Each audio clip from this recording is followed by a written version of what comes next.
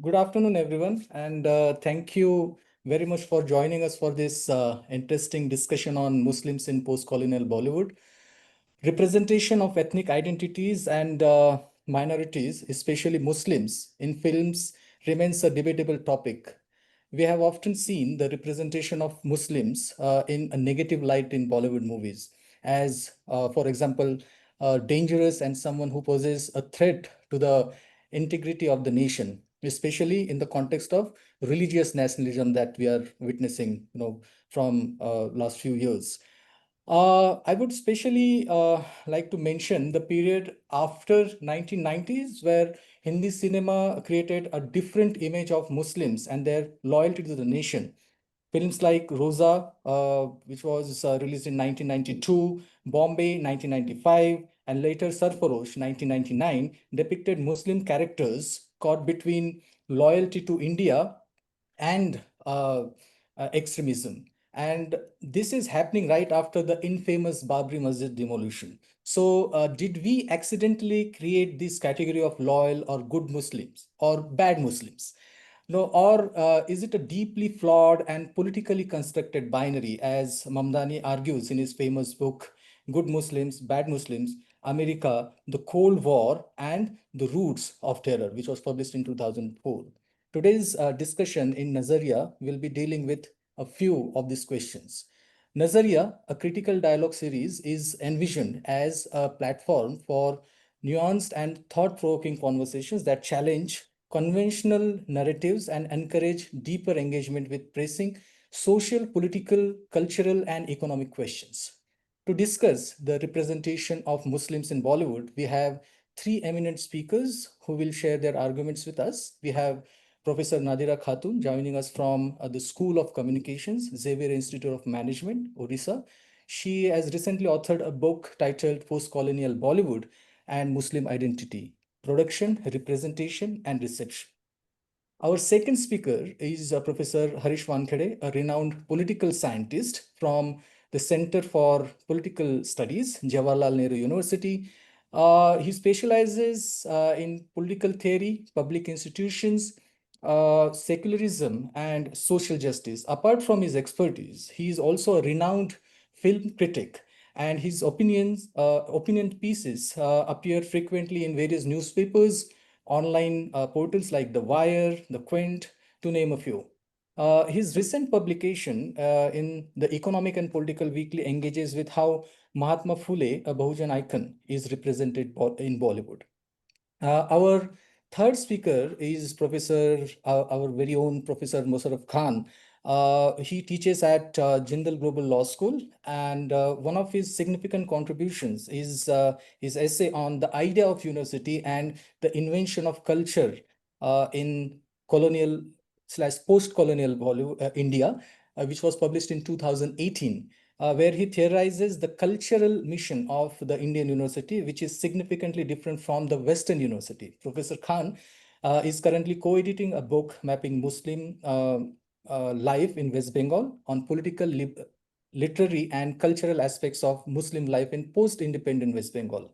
He's also a founding editor of Cafe Dissensus, an online journal of literature, culture, and politics. His creative writings and political commentary pieces have appeared on various popular portals. Uh, each speaker in this discussion will have 20 minutes, and then we'll take questions from the audience if there are any. I would like to invite Professor Nadira to begin first. Professor Nadira, over to you. Thank you so much, Swapnil, for inviting me and organizing this event. And also, I would like to thank the panelists and panel members, Professor Harish and Professor Harish, not only for joining in this discussion, also for reviewing my book earlier, as well as Professor Khan, and who happens to be my brother as well, for joining in the panel. And special thanks to all who could join today. So today, as the topic, we have chosen Muslims and post-colonial Bollywood. So it's a long time. Actually, we are trying to understand 75 years of period and how Muslim representation got changed from post-colonial era immediately after post-independence till today, and it's almost 75 years. And as Professor Swapnil has pointed out, that my recent book on post-colonial Bollywood and Muslim identity, production, representation, and reception got released in 2024. There, actually, I have comprehensively discussed how Muslims are represented from post-independence era till 2020. And also, in the book, primarily, I have not only discussed the representation through the nuances and the symbols and signs. Rather, I have talked about much broader perspective, and primarily I have spoken about the politics of representation, how sociopolitics of the country from that time till today, gradually it had always huge amount of influence on screen representation. So I have actually divided my book. First, I will be talking about briefly, I will give you overview of the book so that we can get overall understanding how representational format got changed from post-independent era till today. And afterwards, I will be speaking about two of my recent works, and where I am talking about the current developments now at this moment, what is going on, as Professor Swapnil has already pointed out. It is so much politicized, so it's not only limited to screen representation, rather it has gone beyond. So I will be talking about that a little later. I will start my discussion with one of the quotes, primarily not, if not directly the quote, but one of the statements by Javed Akhtar, what he has pointed out while I was interviewing him for the book. He mentioned that there are certain things which are selectively we have chosen to represent in Bollywood cinema. There are certain things we have actually conveniently ignored. So if we look at immediately after independence, there are a lot of riots, lot of communal outrage which happened, but we have never given that kind of space on screen. But on the other hand, we have selectively chosen terrorism. It is a kind of overexploited genre in Bollywood cinema. So Bollywood has always represented Muslims through a selective ideological lens. And what kind of when we are talking about ideological lens, that actually reinforces to represent Muslims using specific narratives, events, figures, and characters. So to talk about that, the whole otherization format, I have adopted Edward Said's concept of Orientalism in the book, and to look at critically the otherization, and through certain markers, I had divided my book into 5 different chapters, and 4 chapters I have actually categorized according to different genre, how Muslims are represented different in different period of time and throughout the history of Bollywood cinema. And though the first chapter I have spoken about, then the chapter name itself, Muslim historical genre and Muslims in historical genre, from diplomat warrior to barbarian outsider. So the name itself, once you hear, immediately you get to know that it talks about how the representational scheme got changed from post-independent era till today. Because if we talk about historical films, and primarily Muslim historical film, immediately after independence, we had actually Muslim historical film, where we have noticed that secular Mughal warriors and their actually those films are representing Islamic culture. But in recent time, and that period till 2000, if you look at 1950s to 2000, at that particular time, these films were getting represented, or these kind of Muslim Mughal rulers were getting represented. If you talk about immediately after independence, like Mughal-e-Azam, Jahanara, Anarkali, and all of them.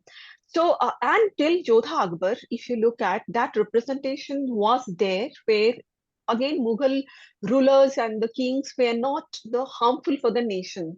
But after 2011 to 2000, even last film I can talk, that is Chawa. Here, Muslims are not anymore represented as the Mughal rulers. They are outsider. Actually, enemy image got changed later on.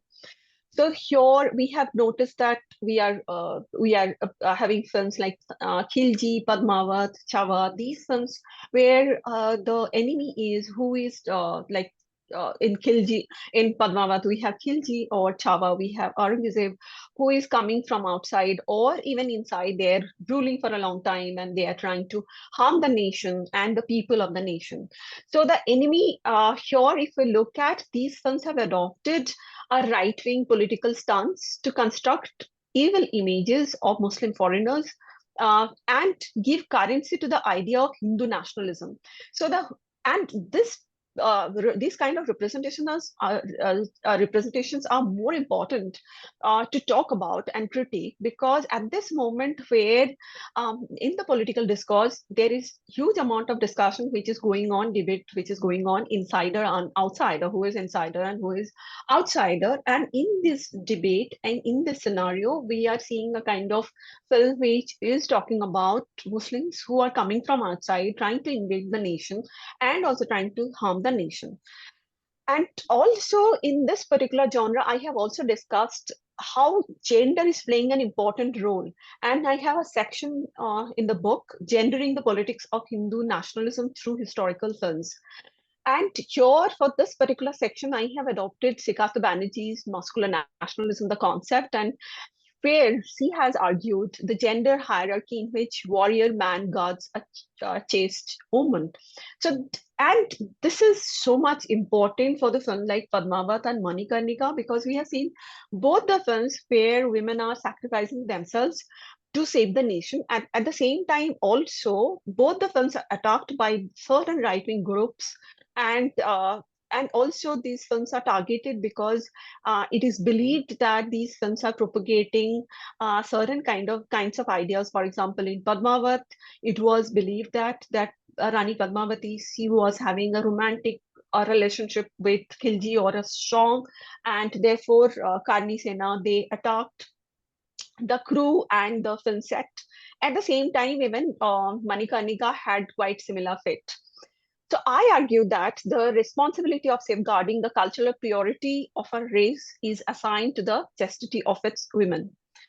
Next chapter talks about Muslim social genre. Actually, this particular genre belonged to primarily late 60s and 70s at that time, and also early 1980s. And this particular genre actually, where again it is more of a like they were propagating the idea of Islamic culture through certain symbols, for example, language, culture, place, and socioeconomic status. For example, it was primarily talking about Nawab and the cultural elements of Nawab. And the next chapter, it's very, very important and it is timely as well to discuss, that is Muslim political genre. And this particular genre, what Professor Swapnil started saying and in 1991, and afterwards this particular genre actually started emerging. And when from 1980s onwards, right-wing movement started more aggressively, and this particular genre was also started getting its momentum. So, if we look at Muslim representation during this particular period, I will not limit myself only to Muslims, rather, how indirectly also Muslim representation got impacted in this particular period. So, therefore, first theme I would like to talk here, that is ideal image of an Indian family and Hinduized nation. So, in this particular section, I have spoken about, if you look at all these KKK films, for example, Kabhi Khushi Kabhie Gham, or for example, Saath Saath Hai, all these films actually talking about Indian culture and joint family and traditions, Indian traditions and customs. And there, if you look at the characterizations and the themes of these films, the women are probably very educated. They are doctors and they're trying to manage the household chores, and they're managing even they are taking care of the men of the families. And and the joint family culture was glorified. And what family are those? Again, we have to understand this, who is getting represented as Indian family. Again, Hindu families are getting represented as the Indian culture and Indian family as well. Here I have argued that when you are propagating and you are highlighting one particular culture as Indian, then rest all the groups and all the other cultures are becoming marginalized. Automatically, you are telling them they are the other. And the next section I have talked about politics of portraying Muslim gangsters and mafias. Even if we look at 1980s onwards, we have seen a good number of films which are coming out, which are talking the gangsters and mafias. And of course, there are in 80s, even if you look at films like Pran and his films, he is not the typical gangster who is trying to harm the nation, and also he is doing some, though he is actually a gangster, but he is again benevolent and he is trying to do something good for the society. But later on, if you look at the enemy image got changed and post 1991, and as we are seeing the film like Roja was the first film where we saw the first different kind of enemy image. Earlier, enemy image was limited to Sher Khan, or probably we had um, in Sole Gabbar Singh or Mogambo in Mr. India. So these actually characters, if we look at, they are not inspired by real life character, but later on in Roja and later all the terroristic films, they are actually inspired by real life characters. So and who are the enemy here, and who they are actually trying to harm the nation, and they are probably imported from Pakistan or some other countries. And most dangerous thing of these films are, they are, if they are imported from Pakistan, then Muslim Pakistan and terrorism, interchangeably these words are used. And the next also I have spoken about, and terrorism also had a kind of different types of terrorism which got represented during this particular period. 1991 onwards, the terrorism we have seen, those are inspired by the terrorism based in Kashmir and the Kashmir issues later on, after Babri demolition, and followed by a number of blasts and across the country. And there are certain kinds of films later on which came out, and they are talking about the blasts and the terrorist activities across the country. And after 9/11, we have seen a different kind of terrorism and terroristic representation, where international terrorism is getting represented. So later I have also spoken about and this particular when terrorism is getting a kind of bigger picture and bigger space in cinematic screen or cinematic representation. And that particular concept is theorized by cinepatriotism, because where terrorism is countered through patriotic sentiment. And the last segment I have, last chapter of the analysis I have discussed, that is modern genre, Muslim modern, from allegiant to secular. So here, most interestingly, one important concept or important trend I have noticed, that in terms of Muslim women representation, earlier we have seen that Muslim women are either they are represented as the wives, or they are represented as maybe the queen in the Mughal era, or Mughal while representing Mughal rulers. But here, for the first time, we have seen that film like Gully Boy, where a character, she has her own voice and she can tell about her own thing. But at the same time, though Gully Boy film like Gully Boy and similar films which are glorified so much, but women character are not that, though one character is actually empowered. But again, Murad's, who is the lead protagonist in the film, Murad's father is getting married twice or thrice, though he's indulging himself in polygamy, and he's wife abuser, and who is hitting all the time his wife. So also we have seen a kind of film like Secret Superstar, where again, with the lead protagonist, the girl, young girl who can't pursue her own choices and preferences. He wants to be in the music industry and he wants to join the music industry, but she can't join because of her family and her father, because her father is very conservative.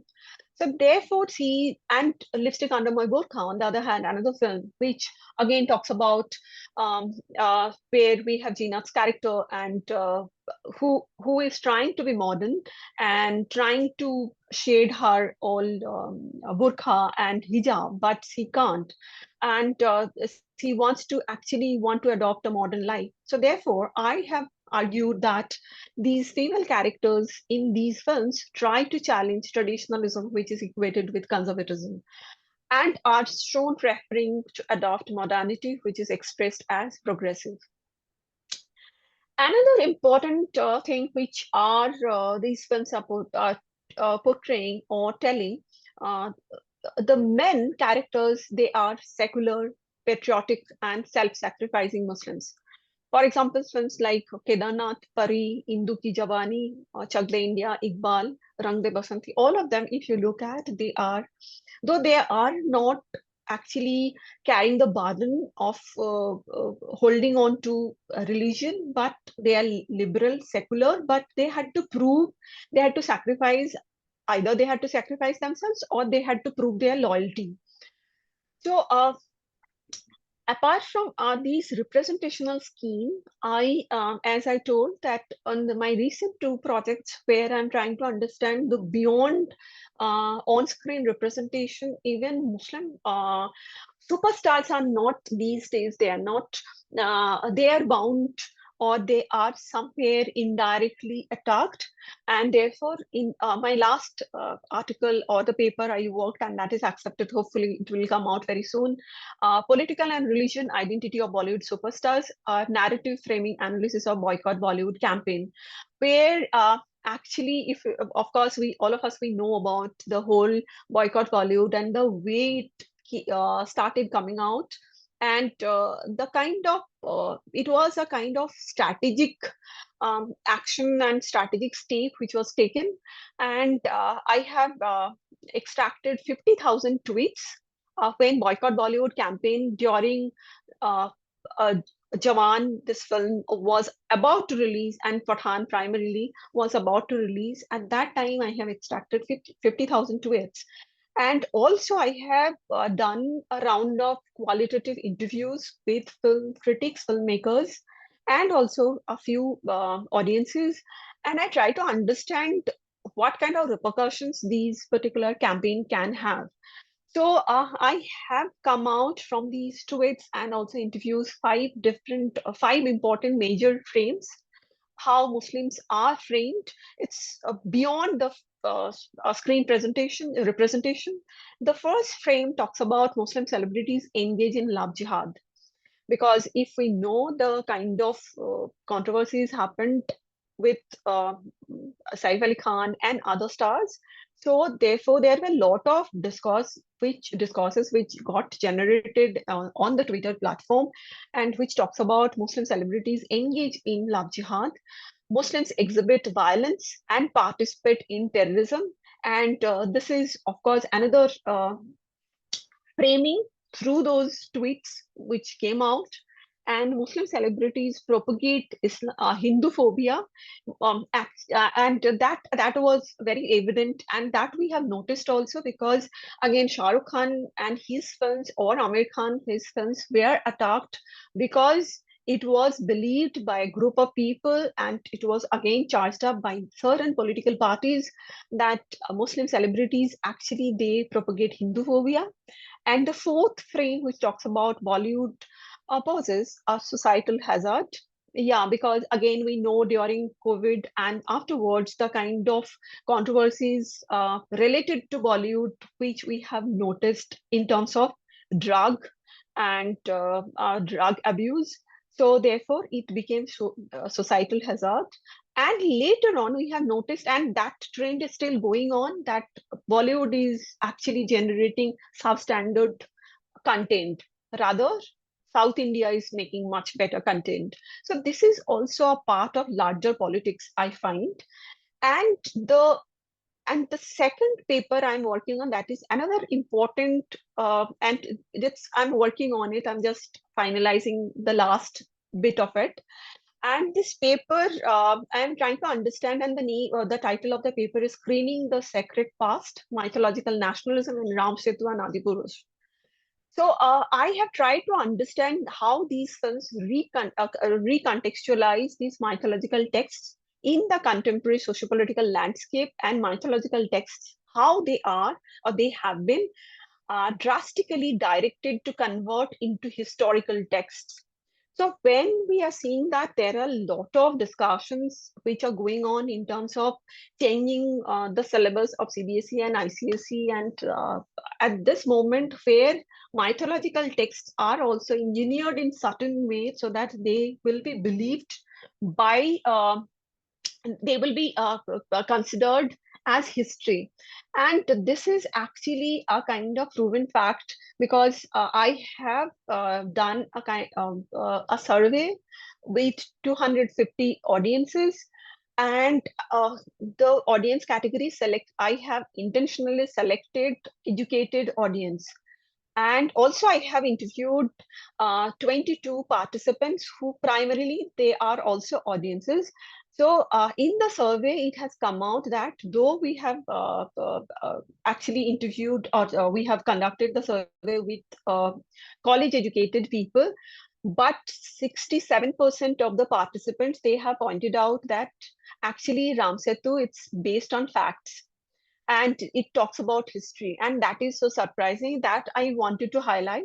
So when you are discussing that Mughal history should not be there, and we have a very misleading history traditionally, and so therefore these films are again adding to it, and they are telling that a certain kind of myths, and we should be considering and as the glorious past of India. So therefore, though it is not having a direct link, but indirectly, this is also having some kind of connection to the Muslim representation or Muslim overall Muslim image and Muslim identity. So so far, this is from my side. I would like to take questions later on. I would like to keep it as short as possible. So thank you so much. Yeah, thank you so much, Professor Nadira. And we are looking forward to reading your upcoming articles. And yeah, I agree with one of your points that you made just now, that Muslims nowadays in the films have been portrayed as, say, for example, positive characters. And I'm reminded of one of the films, which is titled as Once Upon a Time in Mumbai. And Ajay Devgan is playing a protagonist in that film. He's playing Sultan Mirza. He sacrifices his life for the community that he's working for, and he has no boundaries when he's working for the people in that particular locality. So yes, definitely. And next we have Professor Harish Wankhede. Over to you, sir. Thank you, Swapnil. And it was, of course, a pleasure to be part of such a very important event. And when I was reading Dr. Khatun's work on post-colonial Bollywood and Muslim identity, I thought that somewhere this particular idea that cinema represent the dominant socio-political culture, that whatever is happening at the national politics, cinema will reflect upon that. And therefore, the shifts and changes that we are seeing, that there is something called pre-90s cinema, where there is something called a secular Muslim or the social Muslim image. And there is a post-90s cinema where there is an arrival of an terrorist criminal Muslims character.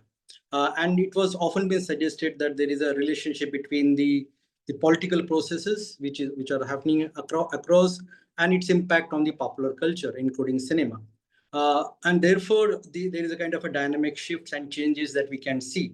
And therefore, probably when somebody writes history of Indian cinema, when they make sense of why Dada Saif Phalke was making mythological genre-related films, like from Raja Harishchandra to Kichakvad to Indra Sabha.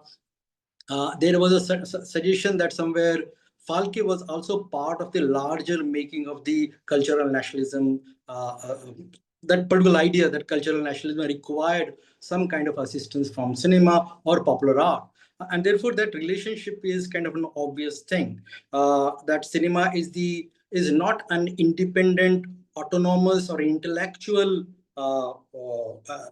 enterprise, but somewhere it is related and constituted or constructed by the outer forces. That it hardly had its own autonomy to generate an art which will be transformative or critical, or for that matter, even revolutionary for that matter. The cinema is a byproduct of the existing socio-cultural economic factors that are around, and it had that kind of a, what they call, it serves the interest of the dominant social political cultures, and therefore this particular notion that cinema should be seen as a kind of a sacred institution that will not be dominated or coerced by the outsider, mainly the political class. That has not been the case. Like for that matter, in 60s and 70s, when there was an arrival of what they call the golden age of cinema, we also know that this particular cinema uh, promoted the idea of Nehruvian socialism, the making of India as a secular democratic nation state. So that relationship was very obvious, and therefore I will start with this particular point, and I do not have much to argue. I will have just three major comments to make. But this I will start because Swapnil at the beginning started with this particular conception that there is a domination of a particular kind of a political power or cinema representation, cinema narratives, and over the period of time in the last 2 or 3 decades, the Muslims are continuously represented as criminals or terrorists or Pakistani terrorists. This idea is kind of a generic trend in most of the literature that we are reading, like Muhammad Sadiq's book on Muslim culture, or earlier Roshni Sen Gupta's book on reading the Muslims, or even Nadira Khatun's work. So there is this tendency to read the relationship between politics and the cinema enterprise, that how the larger political culture is influencing cinema. And this is a kind of a narrative that often been seen in most of the discussion. What I thought I will be doing is just to make 2 or 3 smaller comments. One is, of course, the what I call the idea of a stereotype. And in most of the literature on mainly in South Asian cinema, these particular suggestions are made that cinema often forward or supplement or endorse stereotypes. And the suggestion is the same, that without stereotypes, without certain essential characteristics, without certain markers, without certain metaphors, do you think cinema can produce any narrative? Okay, without that, without essentialization, without stereotypes, a narrative cannot be presented, and therefore, has been said that probably Eiffel Tower is not Paris. We know that, but the symbol of Eiffel Tower is often been seen as the representation of Paris, and therefore symbols and stereotypes are required to create any narrative. Without those essential symbols, those characters, it cannot we cannot create any narrative. And therefore, this suggestion that cinema can bring reality to the public, reality to the audience. This particular suggestion is also been contested in multiple literature, that cinema is not an art form which promotes the idea of real or truth, but it is just a kind of a reflection or a shadow image of the existing. And therefore, without that kind of a what you call symbol, they cannot simply create any identity. For that matter, the image of a woman in cinema is often been stereotyped, that we all know. But can we create any narrative, any script, any story, any reflection without that essentialization? And therefore, a Muslim with a skull cap or a kajal, that stereotypes are part of the general narrative trends, and probably most of the literature, when you read literature, even without that characterization, no character is established. And therefore this particular suggestion that stereotypes are somewhere a dangerous outcome of the cinematic art, or the way cinema narrative come up with. There is the whole precedence of doing stereotypes is a problem. I believe that it cannot be done, that it cannot be argued on that lines. Why? Because without stereotypes, without essentializations, without the markers, without certain common features, story cannot be told. And therefore, this particular suggestion, which often been made, that the Muslim identity has been created continuously based on certain stereotypes, like that they are basically outsiders, they are Muslims, they are Mughals, they are criminals. These are basically part of the larger rhetoric that has been played at the socio-political level, and therefore it is just a reflection of that. And therefore, what cinema, apart from that, did is something very interesting. That cinema, of course, played with stereotypes, and it reproduced and produced stereotypes on and on. But apart from that, cinema also have this kind of intrinsic ability to make nuanced stereotypes. That this idea of othering is not just one kind of othering, but there are multiple kinds of otherings within Hindi cinema.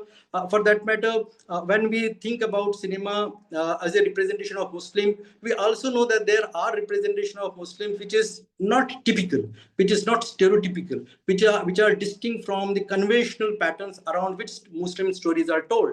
And therefore, when we watch film like Iqbal, for that matter, where Shreyas Talpade played the cricketer, we know that it is not a typical story.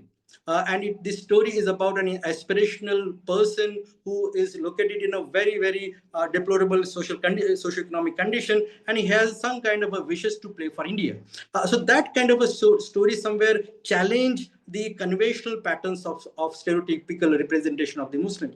And there are a series of such films, from, as I said, Iqbal to Rang De Basanti, where Kunal Kapoor again played Aslam Khan, which is again a very non-typical Muslim character, or Sultan, for that matter, Salman Khan, when he played, is a Muslim character, but he's a wrestler, and he wanted to establish his life as a person who are now committed to his love. Or Dear Zindagi, where Jahangir Khan's character as a psychologist is again a very, very interesting character.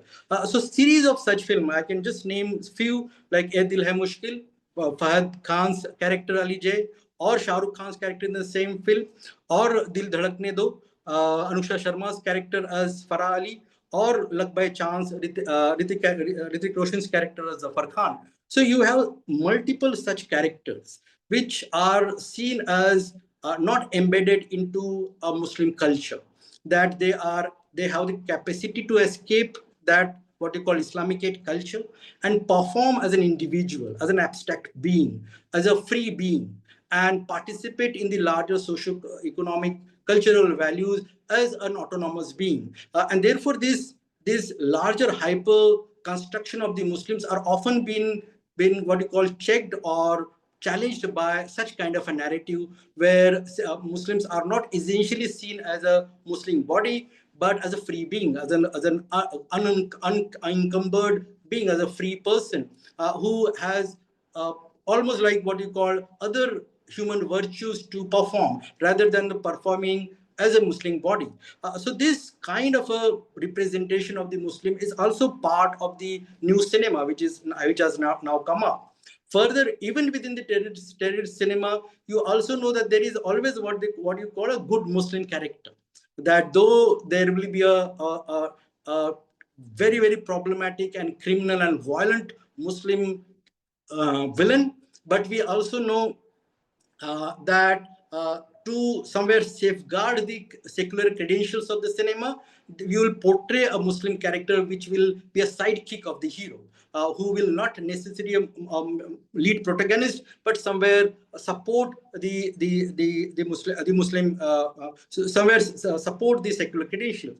So the question is this: that how to make sense of such films when there is such a rampage going on, when the political conditions, the censor board for that matter, and the larger public outrage vis-a-vis the Muslim narratives is very much there. But still, cinema makers are now coming up with this kind of a narratives where Muslim characters are shown as nice humans, protagonist, a good protagonist, and which is not necessarily deepened or engaged with what you call a Muslim social or religious credential.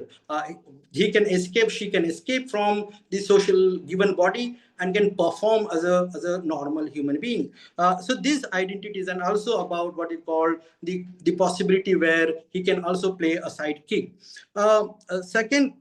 Within that, the third argument I wanted to make is how to read another very interesting film, and I thought that is one of the most subversive film in Indian history, cinema history, film like Gangs of Wasseypur. Uh, what can be the judgment on such film, whether it is a kind of a normal gangster cinema, or it is a cinema about Muslim social, or the kind of layers that it offers, the kind of a larger history of the Muslims in Bihar, for that matter, or the layers of class consideration that it offers. So that is one of the very interesting film, which often has not been identified as one of the major symbol of the Muslim representation in the current times. We always talk about Mughal Azam to Bazaar, and of course, My Name is Khan. But how to read Gangs of Wasseypur? This one film, I believe that it's one of the only films that also engage with the caste question among the Muslims. The larger two camps that we see in that particular film is not only about Muslim versus Hindu, but within intra-Muslim, the differentiation that this film offers to make sense of how the social stratification take place. Further, the gender question in that particular film, that the women representation in Gangs of Wasseypur is way behind, distinct from many other films which call itself as a Muslim social. The Muslim women characters, both the Muslim women characters, are extremely distinct, and they perform their responsibility not as a docile, harmless victim of the patriarchal order, but as a kind of a capable, independent woman who has the capacity to run the household and, of course, participate in everyday socio-political course. So this film, which again, this is a post-90s film, and I believe that the larger reading, some kind of an ideological reading of that film is missing. But this film somewhere disturbs and challenges multiple conventions and multiple stereotypes that were there vis-a-vis the Muslims for a very long time. Apart from not only showing them gangsters, but the inner stories of that particular film also showcase them as a normal human beings, which are part of a very troublesome socio-economic condition. So this was the second submission. Third, which has often been now come up in a very aggressive way in most of the times, that why Amir Khan has not done many films which are socially sensitive or tilted towards kind of promoting or highlighting the Muslim culture. That the only film that Amir Khan did was Fana, where he played a Muslim character. But apart from Fana, we will not find that Amir Khan is continuously doing something which probably Shah Rukh Khan has done. In several films, he played a Muslim character, or even for that matter, Salman Khan in one or two. So this kind of a larger concern that has been now suggested, that there is a responsibility of the filmmakers, especially Muslim filmmakers, that they should do something what they call a Muslim advocacy cinema. That there is a responsibility of the filmmakers to make films which are secular in nature, which promote the interest and the concerns of the Muslim mass. And there should be some kind of a larger responsibility of the Muslim filmmakers vis-a-vis to protect a cinema against the larger domination and hegemony that the Hindutva politics is now showcasing. So this is a very delicate issue. And why I'm bringing this? Because the normal nature of cinema for a very long time has been seen as a part of what they call popular commercial industry. That cinema is not necessary a space where you only create ideologically oriented art form, or you advocate certain things for a wise audience or an intellectual audience, but it is in a popular art form where you make films for a commercial purpose. And therefore, it is a part of what they called a liberal art for public consumption. And therefore, though there is a kind of a new public that Hindutva genre cinema has created, and therefore films like Kashmir Files or Chhawa are celebrated and become a box office hit. And there, but films like Mughal Azams are not made in today's time. So there is a kind of a shift within the audience, and therefore it was suggested often that to suggest that filmmakers have some kind of a social responsibility. They have this kind of a larger concern for making cinema an intellectual enterprise, that it has a responsibility to ignite or to enlighten the minds of the audience. And therefore, it is not for popular consumption, or it is not a space where only you can create a mythical fictions. So this charge against cinema is again kind of has come up in 1990s, that cinema makers are mainly making films for profit, for an audience which is little foolish. And it was also an argument in 80s and in 90s that cinema only promote the pleasure images of the what you call plebeian audience, that they are basically poor and therefore they are watching films. And therefore this entertainment question, which was the hallmark of Indian cinema for a very long time, that cinema is produced for entertainment, and that entertainment has some kind of an Indian characteristic, what they call masala genre, or dance and music and actions and some kind of a fictional way to deal with narrative. That was some of the characteristic which what you call defined Indian cinema for a very, very long time.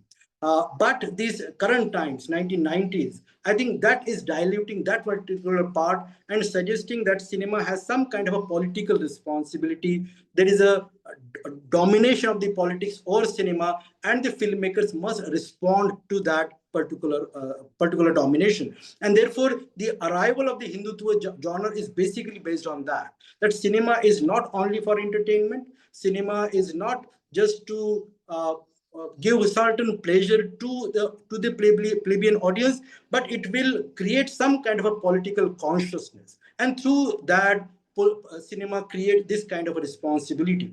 But if similar force is also suggested that the Muslims or other filmmakers should also take the same charge, that you should not make films for plebeian audience, for poor audience, or you should also be doing the same that the Hindutva genre is doing, that you should also promote a similar kind of a film that will do advocacy, that will be ideologically oriented, and it will promote a particular kind of social or cultural interest. So that kind of dialogue is now offered, and through that, often Shah Rukh Khan or Amir Khan is criticized for the kind of cinema that they are making, that it is basically not serving the ideological interest of the masses, or for that matter secular masses including the Muslim, but basically promoting a kind of a commercial enterprise, and also somewhere endorsing the Hindutva genre of cinema,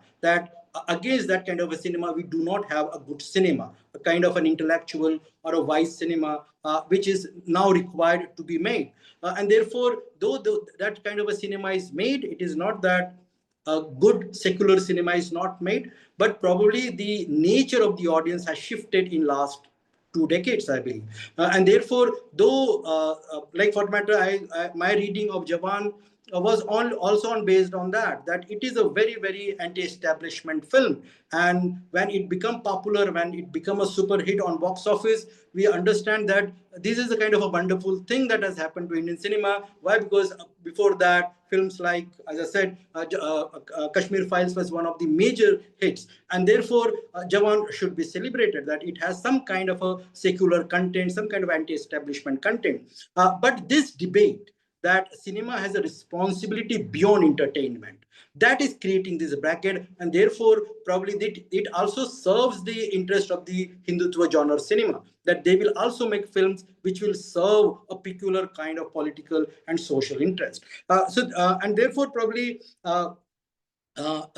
more than the larger what you call silver screen or theatrical releases, the new space is of course the OTT platforms and the social media or the other alternative cinema that we are now seeing. Probably that is the newer hope, where some kind of experimental cinema, a cinema which will have a social responsibility, which will can create some kind of advocacy for a good life, or what they call the whole project of nation building can be taken take shape. There is a new space that has now of course come up in last 2 decades. I think that space also need an articulation. Only dependent upon big screen or theatrical release or the box office, that is one part of the popular cinematic culture today, but a huge part has now shifted to OTT and of course social media and other alternative media zones. I think that is again an arena where one needs to entertain, one needs to engage and examine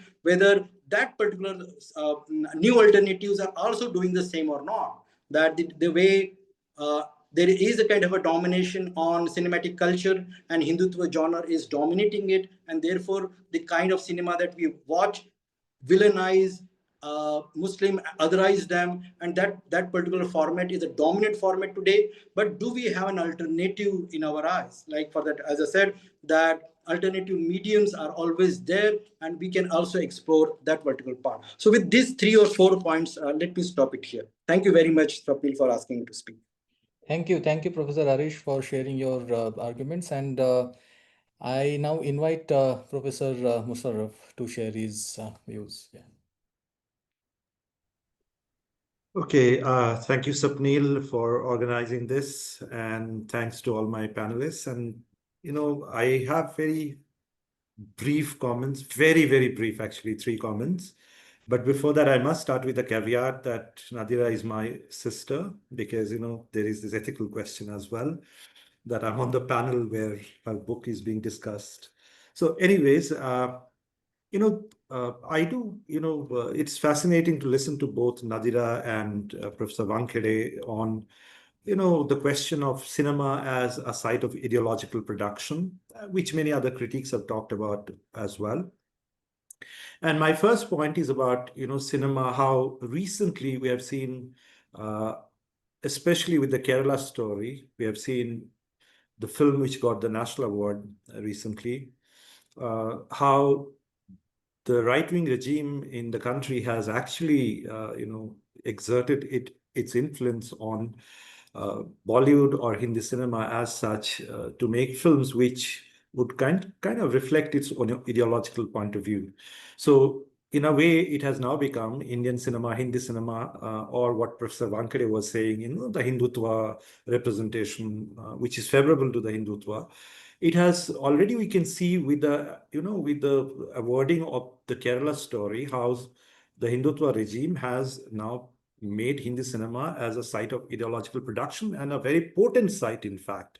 And this award is a proof of that there's an endorsement that, a particular kind of cinema would be rewarded. And in a way, indirectly, this particular kind of cinema is being encouraged, and other filmmakers are being sort of nudged to make this kind of cinema, which we know, others like Vivek Agnihotri is also doing, right? And, the irony of the whole situation is Ashutosh Gavarikar is the head of the jury who, which gave away the award. The man who made Jodha Akbar, which was accused of love jihad, this kind of a film, and the Rajput groups were up in arms. And I'm not sure what kind of a message this ruling establishment is trying to convey through this.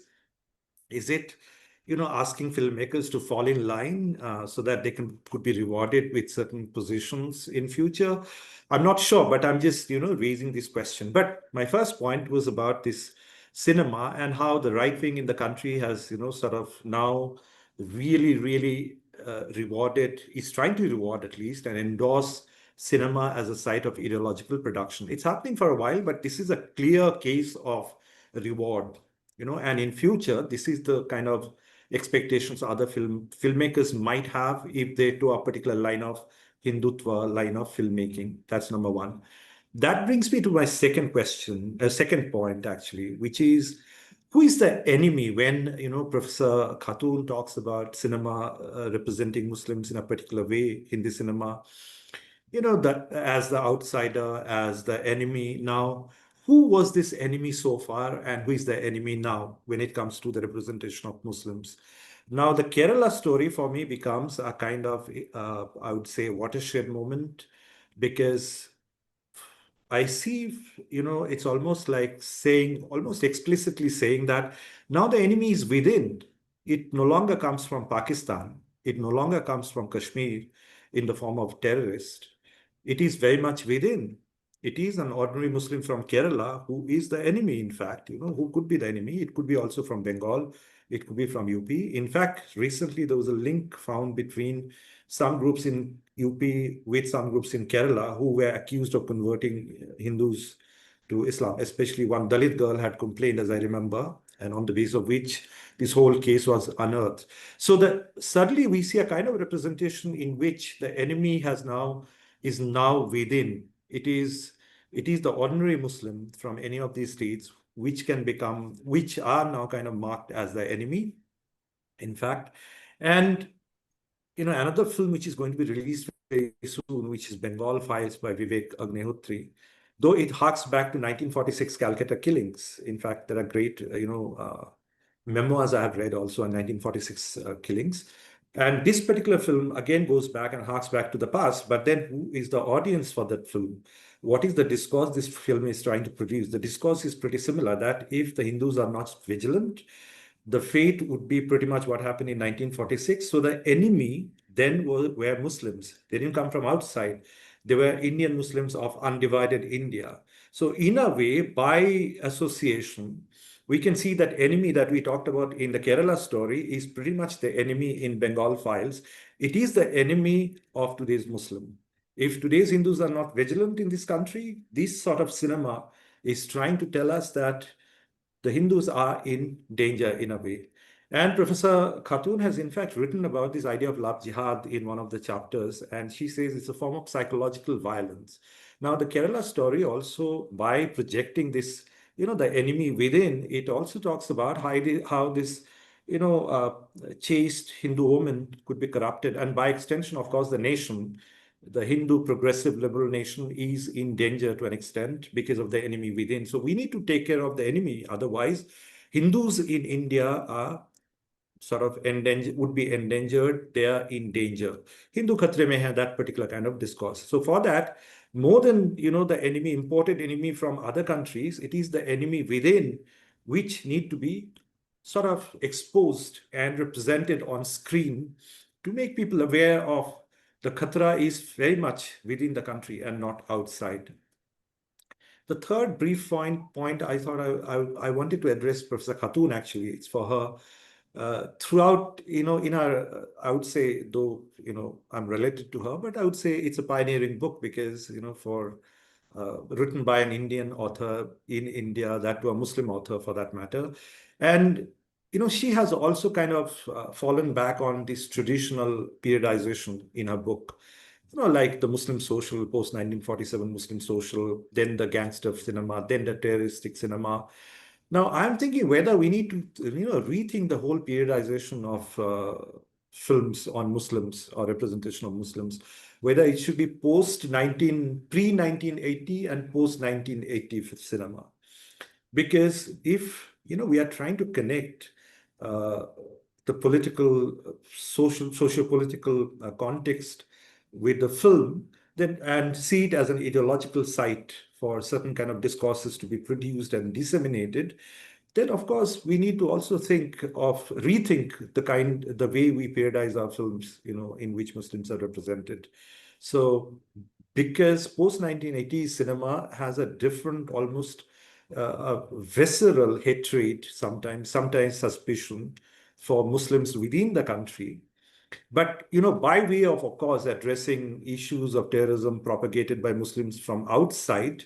But we know that, as Professor Khatun said, There's a conflation of Muslims, terrorism, whether it's Pakistani or Indian, it doesn't matter, or Kashmiri, the conflation, whether now we need to rethink the periodization as well. I think I'm going to stop with these very brief comments.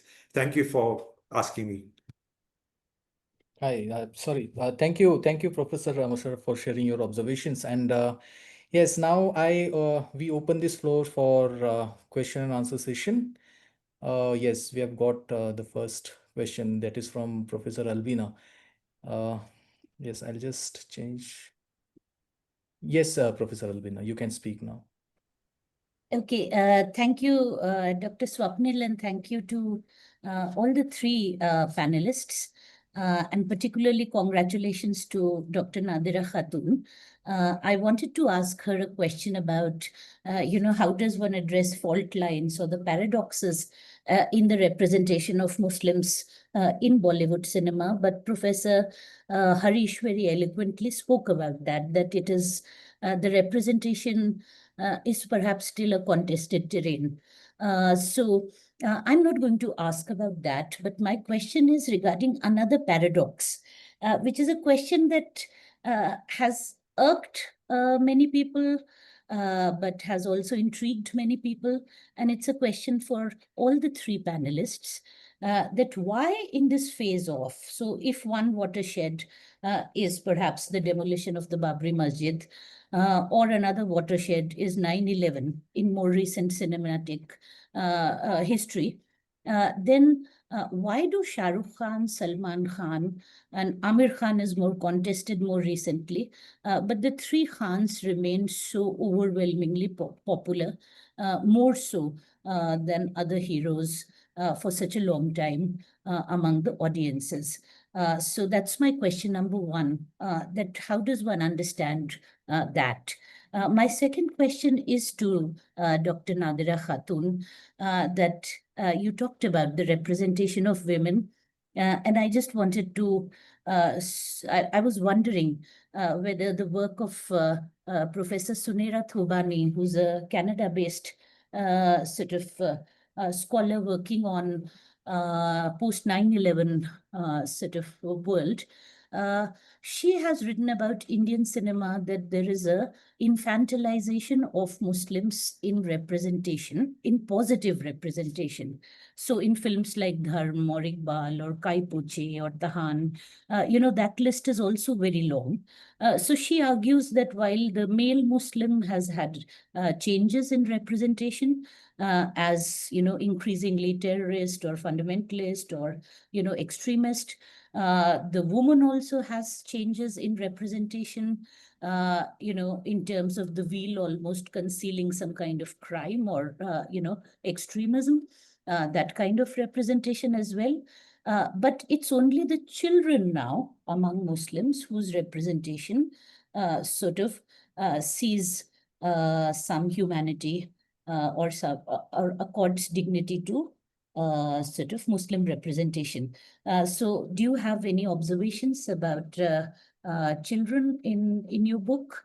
My third question is sort of to Professor Harish, who sort of elevated the debate in terms of sort of really saying, how does one look at cinema per se?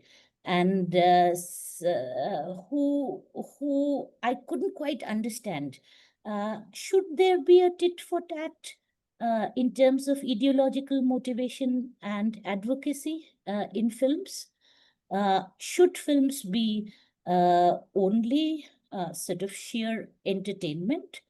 Or you think that the sort of ideological motivated film will not sort of override the entertainment question as far as audiences are concerned? So I couldn't quite get it clearly, but I would love to hear Professor Harish's thought on that. Thank you. Yeah, you can choose to respond. We can start with Professor Harish, if. Sure, Swapnil, thank you. Now, this question has often been asked in many, many platforms, that why these three Khans, and even earlier, Yusuf Khan, Dilip Kumar. is such a popular, or even music for that matter, people like A.R. Rahman for that matter. So of course, this popularity is of the Muslim artists, technicians, and film directors is part of the cinema industry for a very, very long time. And any reading of Hindi cinema will showcase that the Muslim artists and technicians and producers and directors were the backbone of the industry for a very long time. That because of that, this cinema got what often been suggested, that the kind of secular credentials that we have of Hindi cinema is because of their presence in the film industry as filmmakers. And maybe because of that, these three Khans, even in the times of the Hindutva force or the changing times, these three the three stars are still kind of bewitch the audience, and they still kind of occupy their minds in such a powerful way that people still go and watch their films on and off. Why these three cars are overwhelmingly popular in today's time? Maybe because India can still be considered a secular country.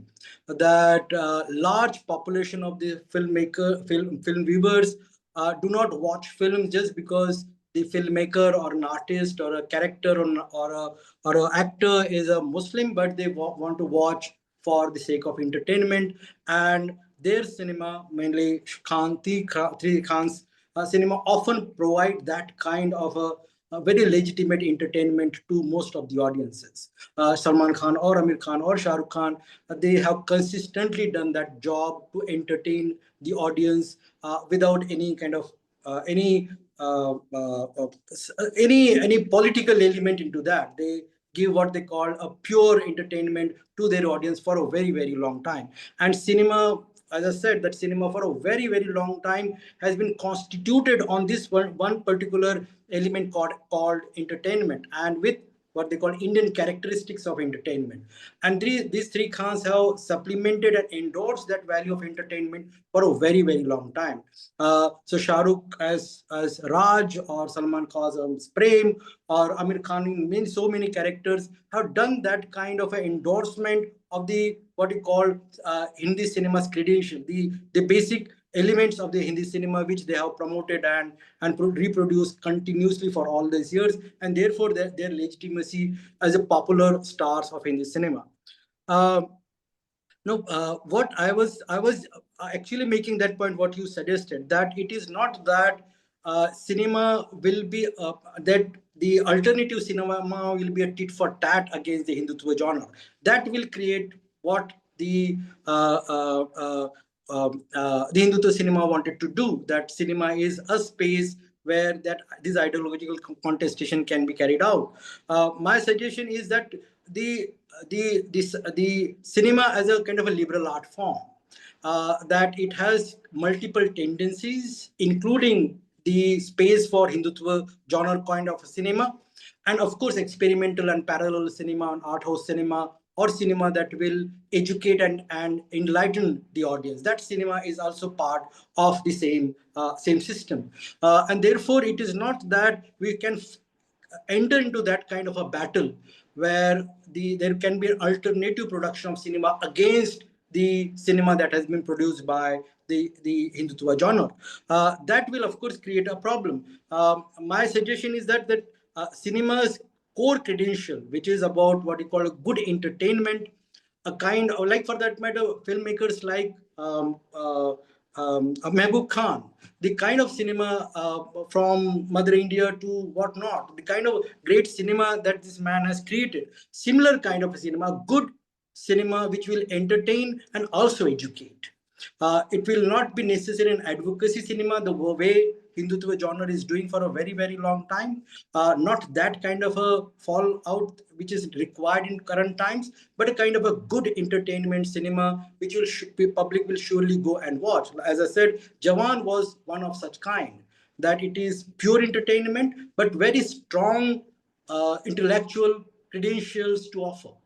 That it also asks the audience to think about the current political system, about corruption, about the conditions of women, about multiple other problems that India is facing at that part of time. So somewhere that kind of a cinema is required, which is popular in nature, which is of course connected to the masses, entertain them, and also somewhere kind of promote some kind of a narrative which will enlighten them, which will educate them, and ask them to watch a good film. That possibility is very much available in the cinema. Advocacy cinema, which is of course part of the larger tradition, that we make advocacy cinema from a secular, liberal, left perspective. That cinema is also available, but that is not the only alternative that is available to us. All right. Thank you. Yes, Professor Nadira, would you like to respond to the? Yeah, thank you so much, Professor Shakil. I would like to answer the first question, why khans are still relevant. I think they are relevant definitely, but they are relevant in different way. As if you look at earlier in 1990s, at that time khans were not tagged with their religion. They were just stars or superstars. But in the contemporary political landscape, they are not anymore just a star. If that would have happened, then this many boycotts would not have happened. Now though they are accepted, but at the same time we have to understand that they are tagged as Muslim superstars, right? And that's why probably we are sitting and discussing about this. If that would not have been the concern, then we would not have discussed this today. And even my paper actually on boycott Bollywood, I have discussed on that. So why only these boycott movements? If that doesn't matter, then why boycott Bollywood campaigns mostly targeted to Muslim superstars? That is one thing. And also though they are still relevant, but are they still relevant the way they used to be 10 years or 15 years back? If you look at Amir Khan's last film, it has made only 163 crore, if I'm not wrong. So that is not actually the business actually Amir Khan's film which used to do earlier. And last two, Pathan and Jawan, only Shah Rukh Khan's films actually worked. And Salman Khan's film last, I don't remember even which was really super hit. So actually the stardom is there because it is there for a long time. It doesn't matter anymore for them whether any film is working or not working. In their stardom, nothing is going to change. They would be always star. And the whole idea of stardom also got changed in the Bollywood film industry. I think the last superstar, that is Ranbir Kapoor, and after that the stardom itself, the concept of stardom itself is getting changed. So that's what I can talk about, because again now the content, if content is appealing to people, then they will come and watch, and otherwise they will not watch. The way last even Amir Khan's and Salman Khan's film didn't work earlier. Even if you look at there are a lot of films like Tube Light and other films where Salman Khan didn't do anything, he just was there on screen and the film worked. Now it will not work in that way. So that is what it is changing, and that's why probably even South films are working more. And second thing, in terms of children representation, no, I have not seen, and that's a very good observation, and that will give me a scope to work further for in this area to explore further. And one more thing, I would like to point out what Professor Harish has mentioned in the discussion. Um, the film like Rang De Basanti and Iqbal, uh, mm, where these two films, though Iqbal actually, that's a wonderful film and alternative, it talks about, it's not at all tagging religion, but at the same time, the last scene of Iqbal where there is a placard where he is just going to play the match, and there the placard says Jahir can, Irfan can, and Iqbal can. So ultimately, you are just proving again you are not in the entire film, you are not adding anything. Then towards the end, you are again giving you are just pressurizing the character that you have to prove your allegiance to the nation. So that is one. And Rang De Basanti, I find that is, of course, again, the character had to sacrifice his life at the end. He has sacrificed for the nation, and that's one of the very good patriotic film. But when I was interviewing the filmmaker who has written the film, Kamlesh Pandey, So I just asked him that why did you make Aslam's family members so orthodox? And he has pointed out, he has mentioned in the interview, that was my choice. I would like to read this. Why should I represent them as modern? As a writer, I have the right to choose. I am not I am not an idealist. I cannot make everybody happy. I chose my own story. I choose my own characters. I wanted to use a very typical Muslim family, which gives Aslam a dilemma between family and friends. So actually, even if you look at the film, where even his family members are telling that why you have to sacrifice your life for for the nation or the country. So I find this film has a very problematic ideological point of view. So and most importantly, again, if you talk about that, of course, there are certain films which are not tagging religion at all. For example, Zindagi Milegi Nahi Dobara. And these films are Dia Zindagi. So these films where the main protagonist is not Muslim and or the Muslim character, they are actually the sidekick, and that's why probably filmmaker could have the courage to represent them as they are very ordinary regular guy. But when it comes to central character and the Muslim, and then the problem starts. And either in some way or the other, you are just tagging the religion to it. Probably Iqbal is very different, but at the end, towards the end, you are again adding a kind of religious angle to it. So that is from my side, I thought of mentioning. Yeah. Yeah. Yes, Professor Khan, would you like to? And we will take the questions. I can see the hands that are, you have raised your hands. We'll take questions one by one. Yeah. Okay, so to address the first question, which is asked of everyone, why are the Khans so popular? I think, I would go back again to what Professor Wankhede was saying about activism by Muslim actors or filmmakers like Amir Khan. And, he's one character who doesn't take on Muslim characters very often.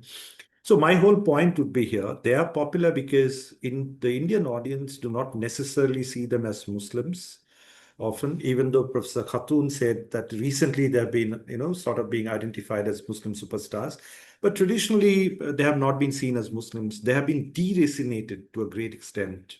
And they have deracinated themselves, actually. That's why if we look at Dilip Kumar, he could never be represented as Yusuf Khan, of course, because, that would have been unacceptable after the partition to a Muslim superstar those days. So pretty much the same policy applies, the same mindset applies even today. These actors are deracinated to a great extent. They do not really identify themselves on screen as Muslims. They take on Hindu names in most cases, which is, of course, the demand of the script in a country like India. Even where they do, like in films like My Name is Khan or Chakta India, at the end we see these characters, even if they represent Muslim characters, they are always showing their allegiance to the nation. They are trying to prove how secular they are, their secular credentials. And that is how they have been able to navigate between, I would say, the Muslim identity and to an extent their secular credentials. And that is what has actually given them their staying power in a country like India. So partly I agree with Professor Wankhede as well that it also shows that Indians by and large are still accepting of, these actors, as humans, and not necessarily as Muslims, or even as Muslims, uh, that India still has a large secular core, diverse core, where Indians do not necessarily otherize these actors only as Muslims. So I would say there are two ways of looking at it. One, how these actors have deracinated themselves, and on the other hand, how the Indian audience is still, open to accepting Muslims in this particular space, national space, filmic space. So I would address it this way. Thank you. Thank you, Professor Khan. Yeah, there are two questions, I think two people who want to ask. Yeah, I'm unable to understand. It's saying Zoom user. Can you Yes, you can talk now. Talking is permitted for you. Zoom user, your name is not visible.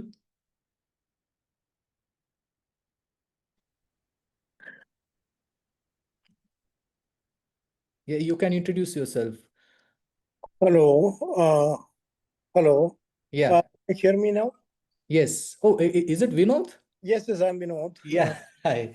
Thank you very much. I'm, like not very comfortable with Zoom. I have actually kind of a question. I hope you can hear me. Yes, yes, we can. So my question is, there is the film, like Kerala Story, which in fact doesn't connect with the experience of ordinary Malayalis, can very well be categorized as part of the propaganda films that are very much popular these days. And the government probably likes them, giving awards and all that. But it doesn't really connect with the ordinary experience of Malayalis. It's a really kind of a break, and it is somewhat a sort of a North Indian twist to an ordinary experience. So Malayalis, that's one thing. And there is another idea, which is that, in fact, there has always been in Kerala and other places, there's a kind of a ploy that one could very well see in fiction and other things. For example, in Indulekha, there are studies about how a Muslim villain is portrayed. It is actually not very new thing. It has always been there already, because in Indulekha there's one character, and that character is a villain, and the villain is a Muslim. So this is a kind of a trope that has always been there. That's point number two. And then there is an argument that is altogether kind of a way completely different idea, which is also partially true. And I would really like to see what is exactly the kind of thing that is going on with the propaganda films right now. Is it an ancient trope that is reiterated now, or it's an entirely different kind of a trope? Thank you very much. So this was for Professor Nadira, or I think anybody can answer it, Professor Mosarrap or Professor Nadira. okay, okay, all right. Thank you. Yes, you can choose to Okay, respond. if I could just, briefly respond to this. Yeah. The question of disconnect that Vinod talks about, that's very interesting. That, very often one doesn't have to, the majority would not have to agree with a particular point of view in a film in order for the film to be made. Right, especially when these films are propaganda films. These films are meant to produce a particular discourse about Muslims. The whole idea is to produce that discourse. It's not so much the viewability of the film, because ultimately a film, a filmmaker can only make a film, and a filmmaker can never assure how many people are going to watch a film. So there might be a disconnect, and also I agree to a great extent that it could be a very, very North Indian project actually, and not so much a South Indian project, because finally, probably, the target audience is in the North more than in the South. But let's not forget that, the southern societies or states are also witnessing transformation these days. We see in Karnataka to a great extent, and we are seeing in some other parts as well. Maybe parts of Kerala may have that kind of identification as well. So my point is that when, the Hindutva supporters or empathizers make a certain kind of film, they're not necessarily always looking to, immediately connect, because they know they have a larger audience, and somewhere the film can connect with someone. And there are people who are getting mediated by this representation, because at the end of the day, the film may not reflect the social reality, but we know the film can construct a social reality. And that is exactly the kind of aim with which these films are being made, that it can produce and mediate the social reality and produce an alternative kind of social reality. And that's exactly what they're aiming to do, basically, right? So that's why they make these films, even though they may not immediately connect with the society they're produced in. Yeah, so that's briefly this question. There was another question, I just forgot what the question was actually, because I wanted to respond to that as well. But anyways, Professor Khatun can go ahead, and Professor Wankhede can go ahead with this. Can I, Swapnil? Yeah. Please, sir. Yeah. No, I was just thinking about this trope called the Muslim villain is there for a very long time. It's not. It is, of course, the post-80s phenomenon. Before that, probably Dr. Khatun can correct me if there was any Muslim villain before 1980s. I believe that the first film where the Muslim villain character come very prominently was Tezab. Tezab was that film where we can see Lotia Pathan as a Muslim villain. But I don't recall that before Tejab, there was any film where we have a Muslim villain character. Within Muslim social genre, of course, we have. Within the historical films, we have. But whether a kind of a criminal Muslim villain before Tejab, I don't recall. And therefore, it is a kind of a phenomena which has come in mid 80s. And then, of course, and Tejab, therefore, probably very, very important film. Why? Because the BJP is just arriving at the political scene. It is not a prominent political power or a phenomena within the larger spectrum. And therefore, such film which and Chandra made at that part of time.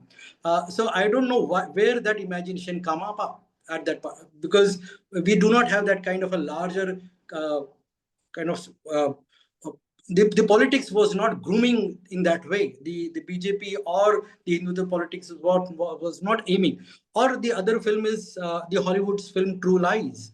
That even before the arrival of the Muslim terrorist enterprise at the global level, Cameron decided that he will portray a Muslim villain. So somewhere cinema is also seeing something which is possible in the future. And therefore, Tezab and True Lies are very distinct film, and it kind of somewhere promoted a new trope, which was not there for a very, very long time. Yeah, Professor Nadia? Yeah, I think both of them, they have already elaborated the question. So I don't have as such anything to point out. No.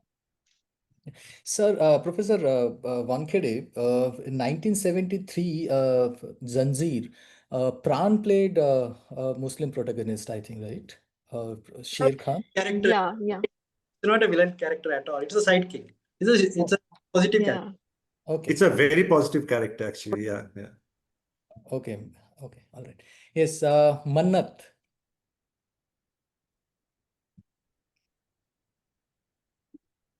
Yes, Mannat, you can talk now. Yes, good evening, professors.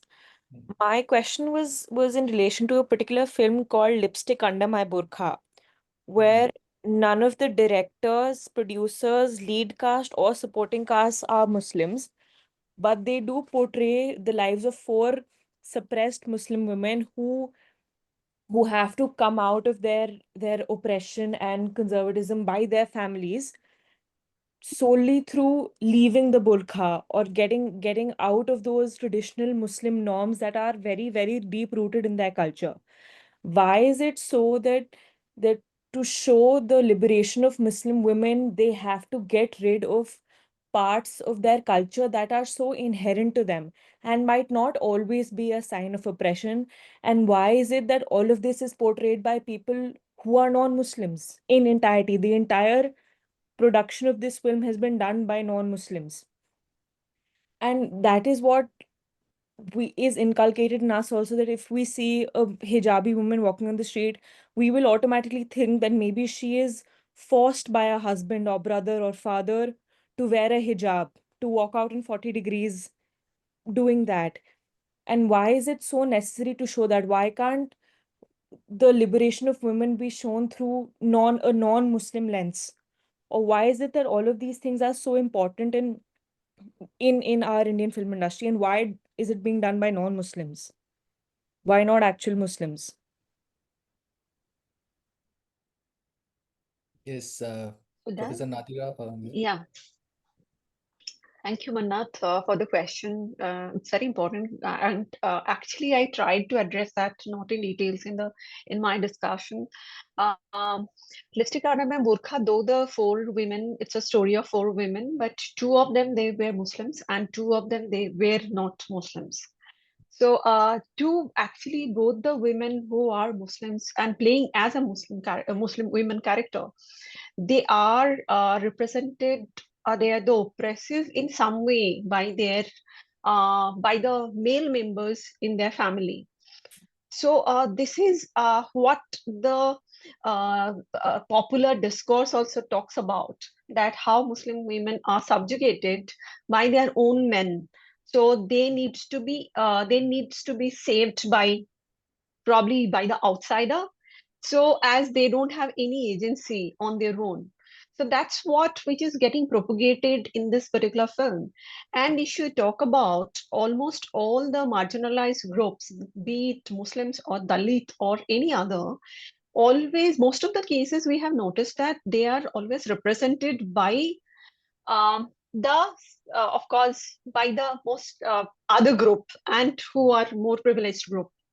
And when we are talking about this oppression and subjugation, and this happened with even Lipstick Under My Burqa. On the other hand, even Professor Harish has very beautifully pointed out that Muslim filmmakers, they should come out and they should actually start working on or countering. And I find that's to some way it is happening. For example, a film like Bajrangi Bhaijaan actually talks about a beautiful secular, again, where throughout the history of Indian cinema, if you look at, Pakistan is always the enemy. And as I told, interchangeably we are using Muslims and Pakistan.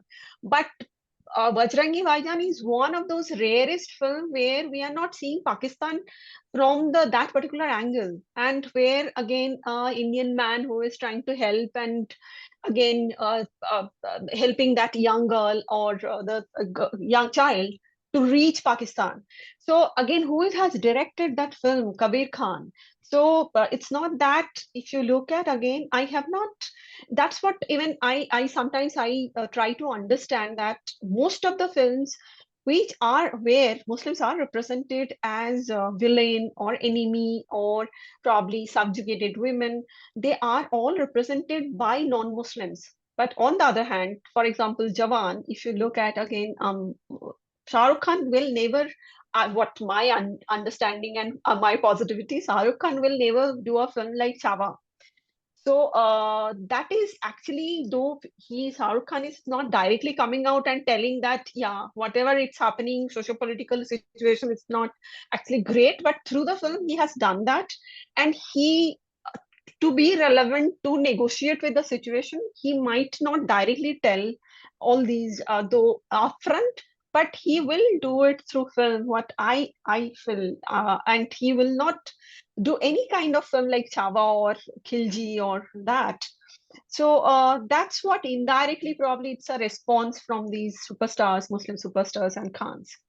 So and this is a fact that Muslim women, whenever they are wearing any traditional Islamic clothing, automatically they are tagged as they are oppressed.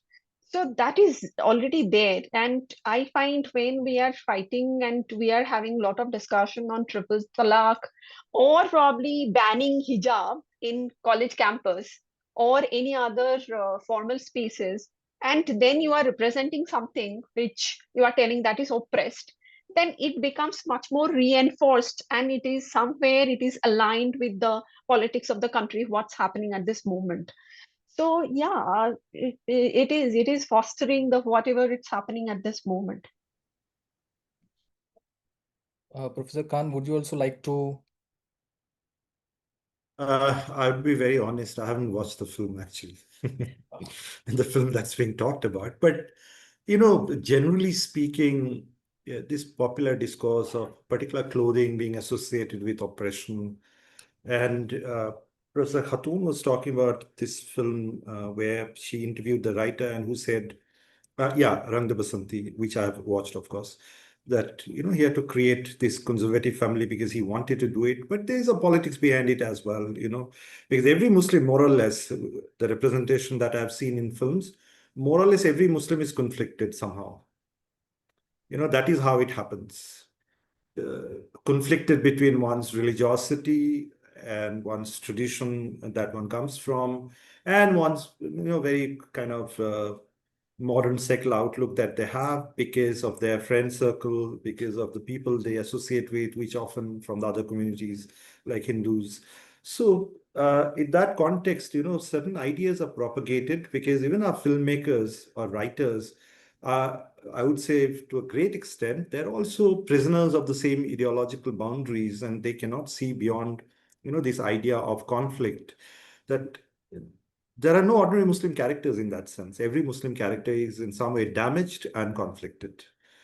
So whether it is through the association of dress habit or through the association of prayer or other identifications or markers of one's identity, somehow we have to bear the burden of tradition. These Muslim characters would have to bear the burden of tradition. A Hindu character in a film necessarily doesn't have to carry that burden, because Muslims are always represented as prisoners of the past who are now trying to break through that particular mold of the past and trying to be, quote unquote, the modern citizen or the modern subject. Right. So it is in that sense, this is the problem with our writers as well and filmmakers as well when they represent, but not always, of course, as discussed already, there are some positive representations as well. Yep. All right. Thank you. Do we have more questions? My students have also joined us. Though we have vacations going on for the students because of some issues in the campus, but still they took the effort to join us. Any questions? Any more questions?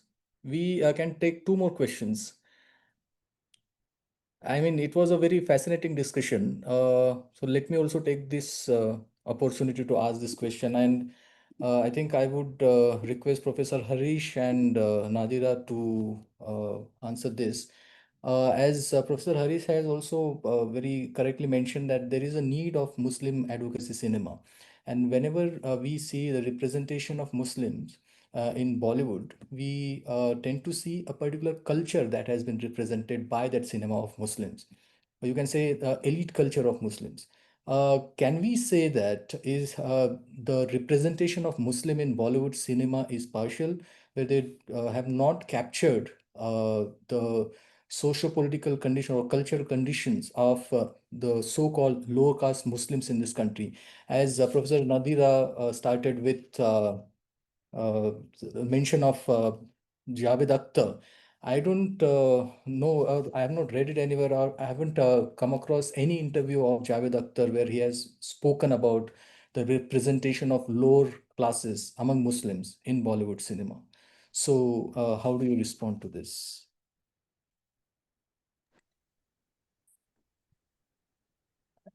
Shall I? Anyone? Yeah, sure. Thank you. Of course, as I said that the representation is of course very the making Muslim as a homogeneous unit. That there is one peculiar kind of Muslims, and the issue of social stratification among Muslims hardly came in on screen.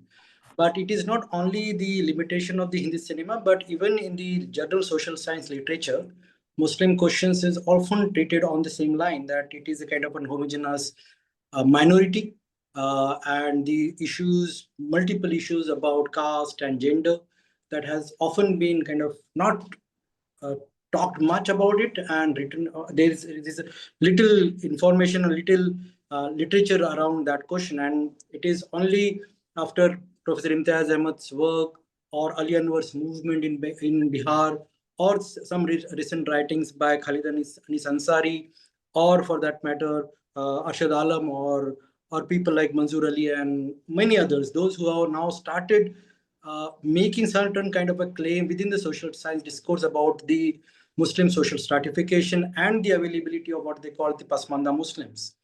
So that question is very much there within the social science, though it is little peripheral, but it is making some noise within the social science discussions. But cinema, on the other hand, is mainly dominated by what they called the Muslim social elites, the Ashrafs, the Khans, the Pathans. And from the post-partition period, we have seen the domination of that particular category on the filmmaking, on the artistry, on the technician part, and very few what they called they called it the non-Ashraf Muslims, became the dominant force within the industry. And therefore, because they are not present in the filmmaking business as in general, as technicians, as artists, as producers, as directors, and therefore their stories are not told. And the stories that we often see are basically stories about the elite among the Muslims, and of course the other concern about the class within the Muslims, that mainly the peculiar kind of a class is shown. Including the Muslim woman question for a very long time has similar kind of a tendency, from Pakiza to Bazaar and Nikah to Lipstick Under My Burqa. There is a continuous representation of Muslim woman as a victim, or docile, or pure, or sacred, or not capable to have an agency of her own. So it is not that only within the post 90s genre that we have seen Muslim women of that characteristic, but even earlier. So of course, this kind of an issues that the Muslim identity is not open identity. It has not been seen as an heterogeneous with multiple intersectionalities within, but it has often been portrayed through Ashraf gaze, through social elite gaze, and the other issues which are basically, as I said, the patriarchy, or the Muslim woman, or the caste question, or even for that matter, the ruler Muslim. These questions are often been neglected, and most of the time we see mainly the urban Muslims, or the issue of Kashmir, or the elite Ashraf issues that are often been portrayed in a very significant way. The other part of the Muslim world has not often been neglected. All right. Thank you, sir. Yes. Nadira? Yeah, I think Professor Harish has beautifully and given a detailed discussion on this. And that's the problem. I think the intersectionality is not there, and that's why Muslim representation is too homogeneous, and that is a problem. Like once typical kind of Muslim what we are seeing, even not only caste, if you look at, and other intersectionalities, for example, region. Bengali Muslims and that representation, have we ever seen on screen? We have not, because if you look at again one Bengali Muslim and Malayali Muslim are very different, right? But are we seeing that difference on screen? We are not. So I think that is what we are seeing, a kind of representation where again very elite, not Indian Muslim representation, and those intersectionalities are still not there for Muslim representation. All right. Any more questions? You can still raise your hand. If We I can could take one. add Yes. briefly to this, I think Professor Khatun's book just does address this question, not of the cast, of course, of why this kind of homogeneous representation on screen. And she says that because most of the filmmakers came from the north, mostly UP and places like those. So they were bringing a particular kind of imagination of Muslims to the screen when they're making these films. So that's why you don't see this kind of heterogeneous representation of Muslims from other parts of the country, or in fact, the stratification among Muslims also, right? So I think Professor Khatun's book does address this question to an extent, as far as I remember. All right.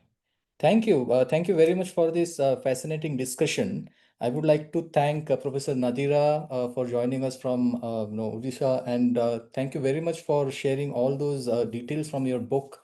We would definitely try and order one copy for our library also here, and we are very much looking forward to reading your articles which are in pipeline. So thank you, Professor Nadira. I would also like to thank Professor Harish. He's busy with his PhD interviews, and I think it was somewhere impossible for him to join this conversation. But thank you. I would like to thank you on behalf of Ideas Office of Interdisciplinary Studies, and personally also for joining us. This conversation wouldn't have been interesting without you. You have added a lot of things in the discourse that we were trying to engage with. So thank you very much, sir. I would also like to thank Professor Khan for helping me getting in touch with Professor Nadira, and the talk itself wouldn't have been possible without you. So thank you very much. And I would also like to thank the audience for staying back, and my students for joining us online. Thank you. Thank you very much. Thank you.